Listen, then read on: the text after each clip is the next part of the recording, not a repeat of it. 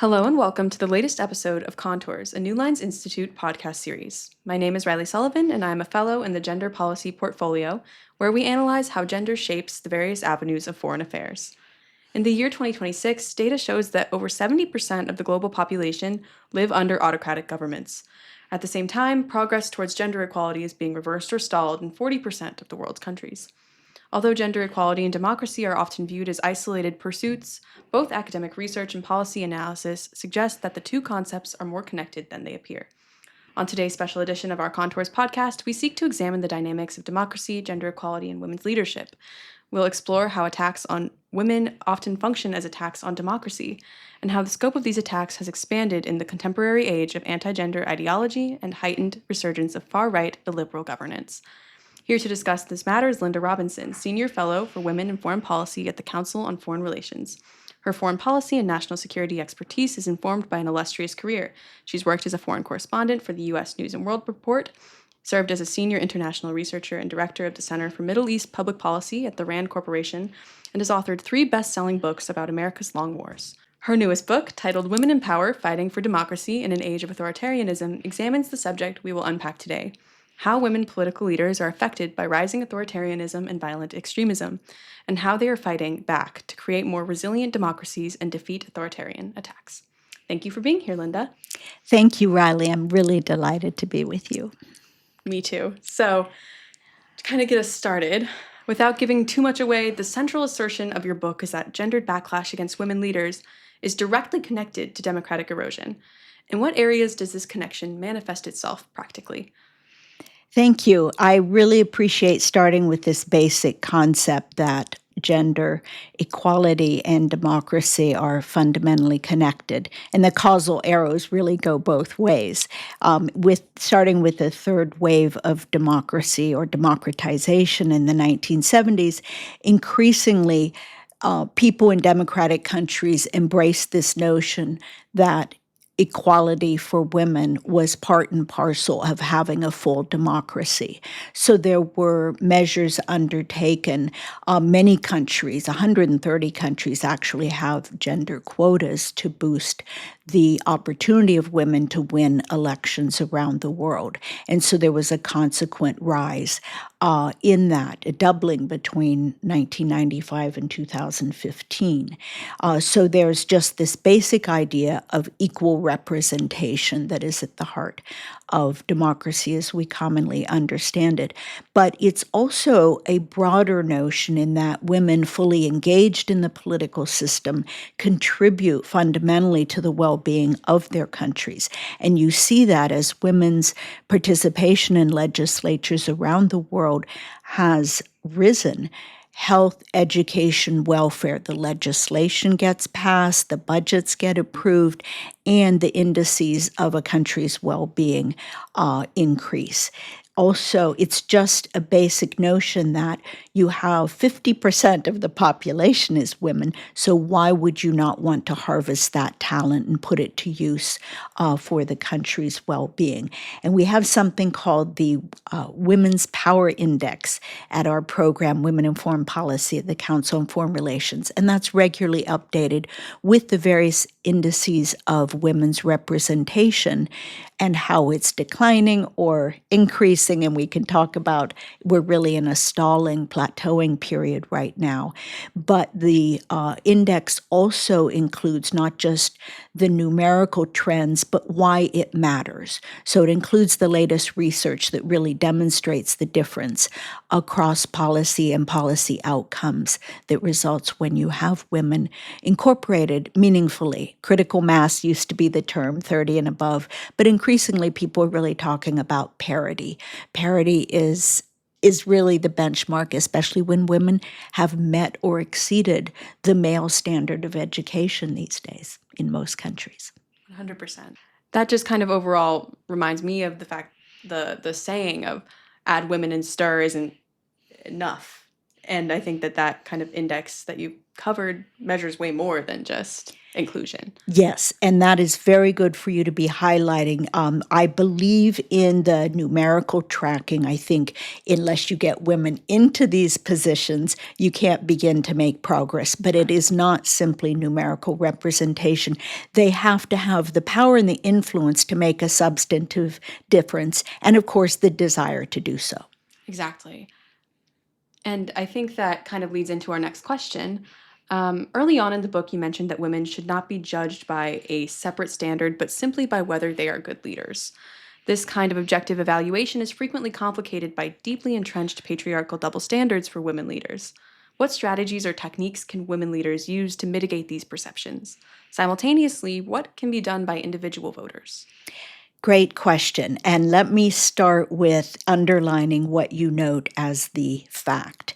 Women, as well as men, hold bias against women in political positions, especially in terms of running a country, which is, I would say, the most gendered of all the political positions for reasons we can discuss later. But it's really encapsulated by, are you ready to have a woman as the commander-in-chief? And it's really those existential crises and the ability to defend the country that is a barrier for some people. There are lingering doubts among about half of the population that women can do that job.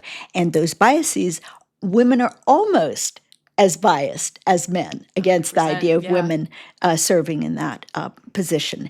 So what really I think has, through my research, proven to be the differentiator is this just the skill set. Women now, not only the education, as I mentioned, but they have increasing experience in those unique areas for women leaders of countries, foreign policy, national security, and global being on the global stage and representing the country. And as many of the women that I studied and wrote about in the book, they've really excelled. It's not just they're as good as, and in many cases that is the bar, but they are actually excelling. And I do think, and caveats really are in order here, because this book does not argue all women are great leaders. It does not argue that all women are Democrats. It's just looking at the pool of those who have made it that is still only about 10% at any, and we're in fact quite below that at this time. 10% has kind of been the high point of women's achievement of these positions. And you look across them and you see, bad, good, and different, but you see women doing it and standing out. So I think in terms of women, how they lead best is they're elected to govern for the whole country. So they cannot be partial, and certainly not just partial to women. They have to govern for all. And they have to understand what that means. And I think particularly now, understanding what policies produce domestic resilience is very critical, but also what kind of foreign policies produce a strong international backing for their government, and also the kinds of coalitions that help defend against external threats. For individual voters, I mentioned the bias factor already, and I think it's very important if people have a chance to elect a woman that they really consider what biases may be holding them back, or what they call strategic bias, which shows up and continues to show up in polls. Well, I'm happy to vote for a woman, but my neighbor won't. And then there's this concern about wasting your vote. I'm going to refrain from voting for a woman because I don't think she can win, so I'm going to go for the man because I think more people will vote for him. And we saw that a lot with the 2016 election, and even still with the 2024 election. Here in this country. Here in this yes. country, yeah. And it's everywhere, but it was here, is here. 100%. I think that, too, authoritarianism has a lot of traditionally patriarchally masculine traits. It focuses a lot on dominance, control, power, strength. And democracy has some of those, too, but it also puts a more traditionally feminine spin on having a collaborative, cooperative environment for leadership. So I think that emphasizes the fact that women can be authoritarians just because they're women doesn't mean they're going to lean into the stereotypically feminine traits of democracy. They could posture as a traditionally masculine figure in order to appeal to authoritarian playbooks. Yes, I think it's just important to understand, at least from my standpoint, I believe women are a product of their socialization, and that Exactly. leads them very early on to understand as an outgroup that you're going to have to negotiate for your position or get used to being in a minority in a given room. And so that leads to different kinds of behaviors. Also, the fact is that women are quite in charge of family care, and that leads to a lot of multitasking and managerial skills that kind of bring a wider view. And that translates into the coalitions you're talking about to govern. And even in parties, in democracies where you don't have, like a parliamentary system, very frequently you have coalition building as an essential part simply to form a government. But I think that coalition building plays out particularly across parliamentary and presidential systems. And of course, on the international stage, it's critical to form that critical cohort of countries that you're cooperating with. And in the international organizations, particularly those like the EU, the European Union, Right. where it's one country, one vote in their decision making. So that brokering skill is really important. And again, to foot stomp this idea that not every woman has these skills or is a Democrat. One of the best examples of this is Sheikh Hasina of Bangladesh, the longest serving leader, head of state in the world for many, many years. And her principal opponent, was also a woman whom Right. she jailed, and she ruled really in a very undemocratic way. So, and there are other examples, but that's really a very prominent one for the longevity of her tenure and the anti-democratic measures she used to stay in power, and finally just overthrown by mass protest and a youth-powered movement that has brought a new chapter to Bangladesh. Definitely. And that kind of relates to the next thing I wanted to ask you about. You spend the latter half of the book touching on consequential case studies of contemporary women leaders, including Tsai Ing-wen, Kaji Kallas, and Mia Amour Motley. Many of the women you examined in this book came from distinctly different cultural and geopolitical contexts and opposing sides of the political spectrum, like Sheikh Hasina, as we were just discussing. What common lessons can readers and policy practitioners take away from their diverse stories? Can best practices for women in leadership and good leadership in general be garnered?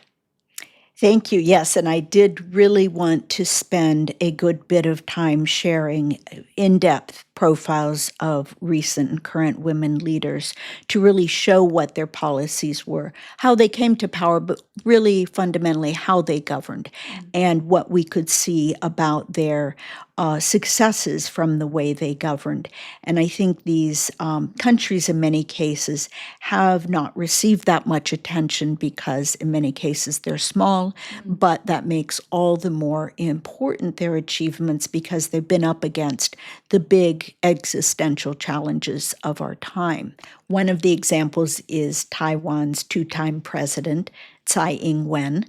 She was the first female elected in Taiwan, and she really transformed the country's politics, in part because she came to power with a youth protest movement that did not want sort of blind engagement and rapprochement with China. They see themselves as Chinese, and they were really wary of the other party that was trying to negotiate a deal that was not exposed to their legislative scrutiny or public scrutiny. So she, as many of these women, came to power on a change platform, on an anti-corruption platform. But what I saw, that was a common thread through many of these women's rise to power. But once they got in power, the formula really extracted this three-part formula that I saw them using. And it wasn't they weren't coordinating with each other. In some cases, they knew each other, but it was a pattern where they, in this spirit of governing for all, they were faced with many times domestic economies or polarized political situations. So they began very seriously on a platform. In the case of Tsai Ing-wen, labor reform, pension reform, education reform, but she also strengthened sexual harassment laws. She passed the first Marriage Equality Act in Asia. So it was this combination of broad public policies that supported everyone, but not leaving the gender equality out of the equation. In the case of Kaja Kallas of Estonia, a center-right politician, she made a condition of anyone joining her coalition that they accept that she was going to have a 50-50 cabinet, that women would serve in an equal number of positions. And she's very strong on that front. And I think that's an important thing to say. It's not just progressives or a niche within the political spectrum. The other thing that they all did was confront these external threats with very sophisticated policies of national security, not just military defense, but understanding most attacks coming into a country from abroad these days really employ as much disinformation, as much cyber attacks, economic pressures, not just military. And that's what is referred to in the field I've specialized in of hybrid warfare. That means you're using all the elements of national power to attack a country. So the obvious answer is we have to strengthen ourselves across those areas. So it led to legal reforms and a robust strengthening of things, not just the cyber infrastructure, but through public education and counter-propaganda methods that could be both civil society as well as governmental, really trying to educate people about how to distinguish propaganda and gendered or just plain old disinformation attacks. And so that was the suite of domestic and foreign policy, and then there's the international coalition building and reform. And there are some leaders like Mia Mottley, who's the last case study in the book. Mia Mottley of Barbados.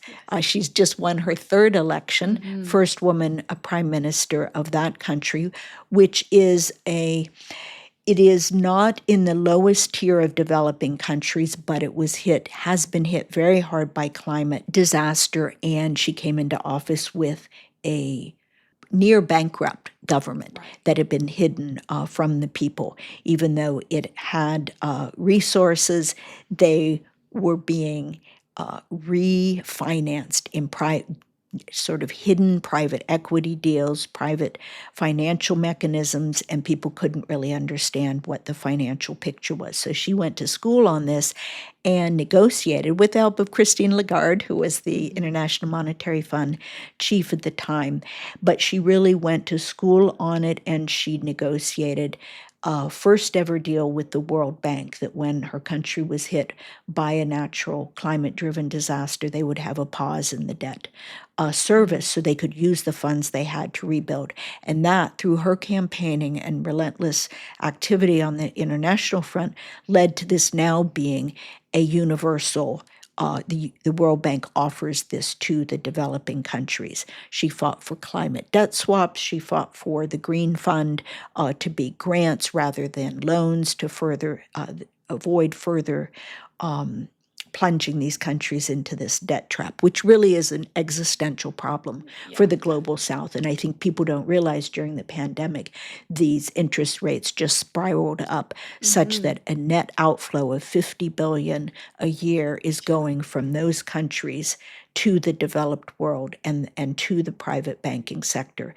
So she is, in my view, a real star for having championed change in how the international financial system and international organizations in general operate. And I think she's been talked about for UN Secretary General, but she certainly has given many speeches that are eloquent in terms of the kind of democracy we need to bring to those organizations if they're going to have credibility and effectiveness. Yeah. Incredible women, incredible leadership, and very interesting to see that they used a full range of techniques, though there are common threads amongst them, to achieve their goals in their individual contexts. Moving on to a more wide lens here, recently there's been a heightened vigor to attacks on democracy, gender equality, and women leaders. However, you emphasize in the book that the causes for this are not new, rather, they are systemic and structural issues that hinder the rise of women leaders and weaken the foundations of democracy. How should policymakers approach addressing these issues, and how should advocates inspire the political will to do so?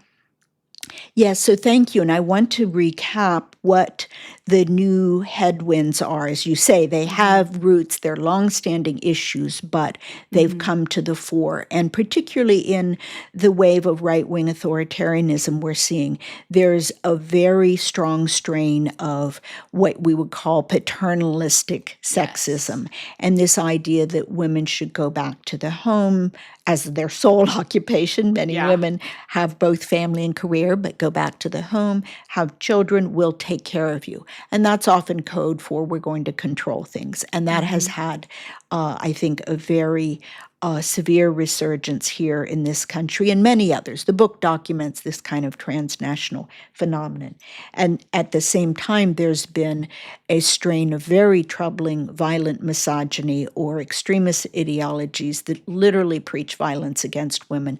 And that's been very detrimental as it has seeped into mainstream political discourse and embrace of figures, the Andrew Tates, the Nick Fuentes, these individuals that previously would have gotten no airtime except in the deepest, darkest corners of the internet. And that brings me to the third one, which is the digital space now is quite toxic, and it's not just because individuals are using it as a platform. It's in the design of many of these platforms, and we're just beginning, I think, to get a critical mass of people understanding that.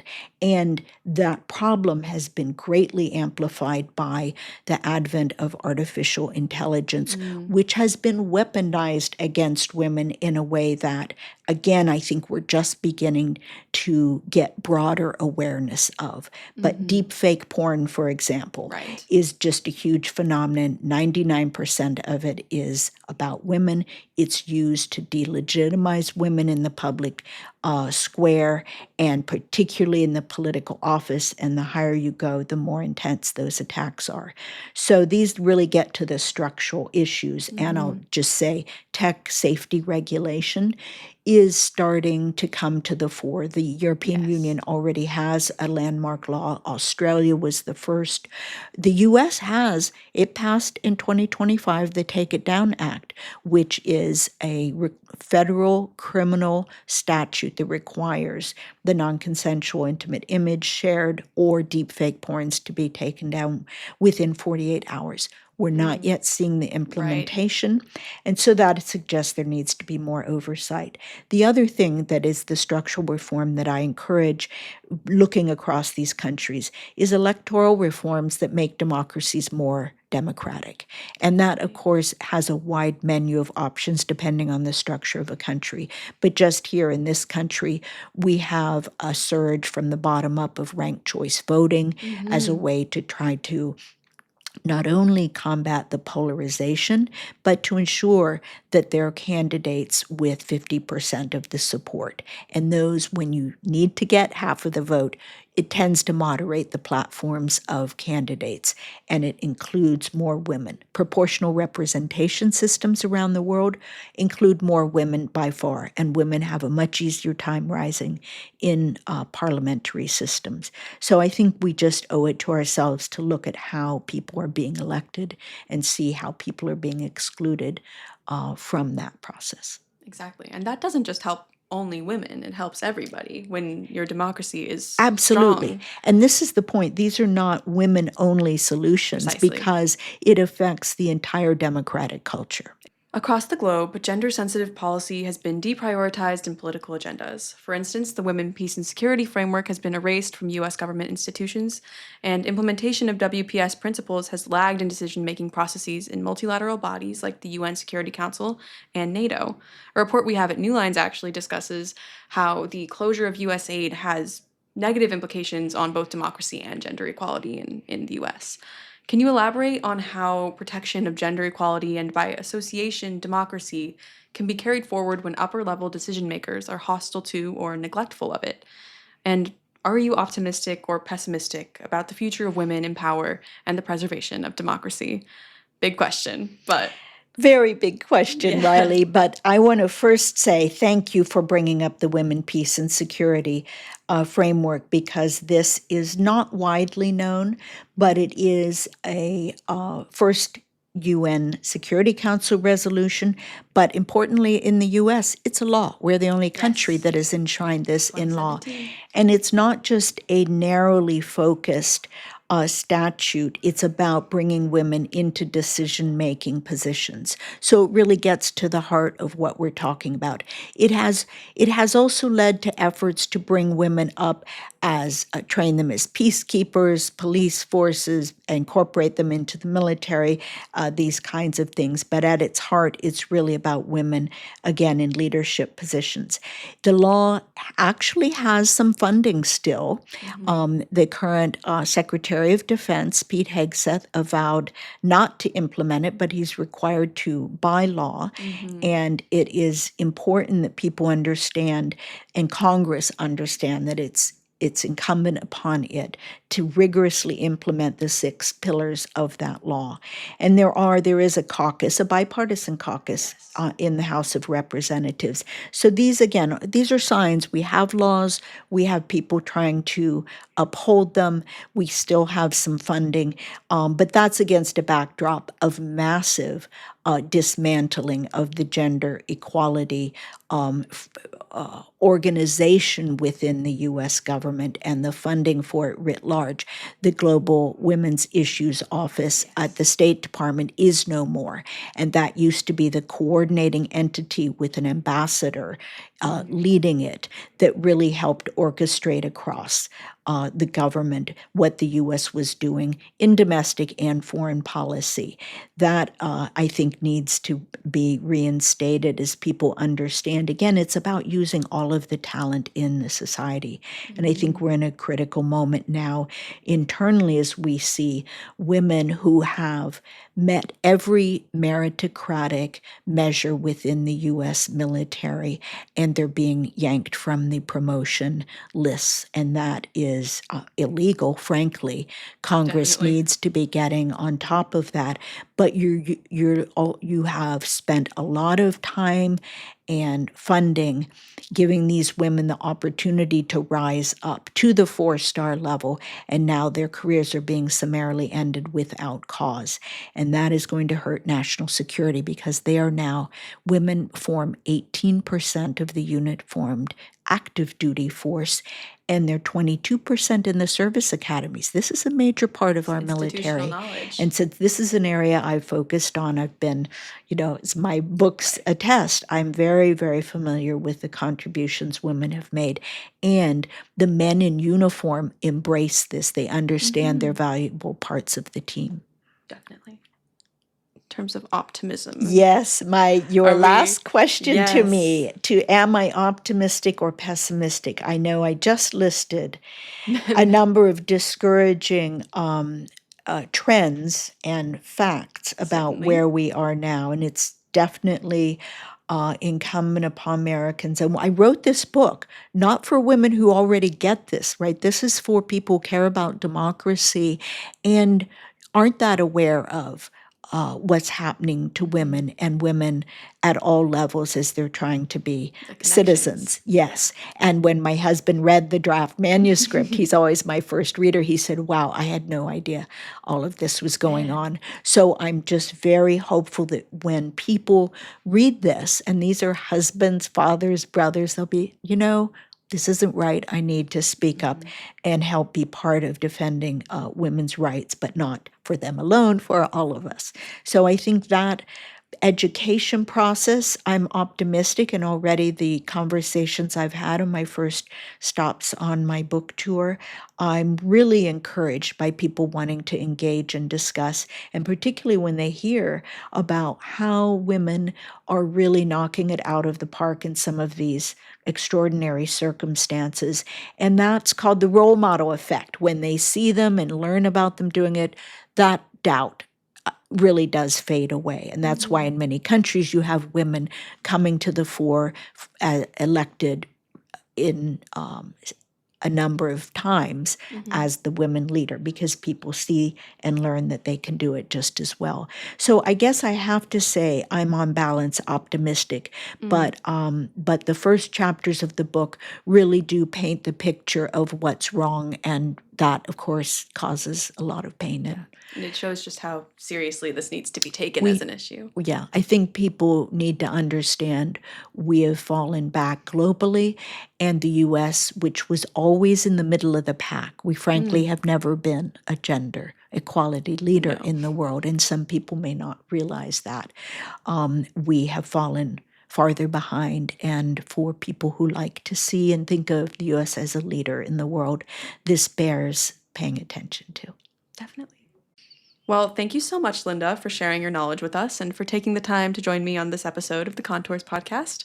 Thanks to our audience for tuning in. If you're interested in continuing to explore the intersections of democracy and gender equality, you can find Linda's book, Women in Power, Fighting for Democracy in an Age of Authoritarianism, at www.cfr.org/books/womeninpower.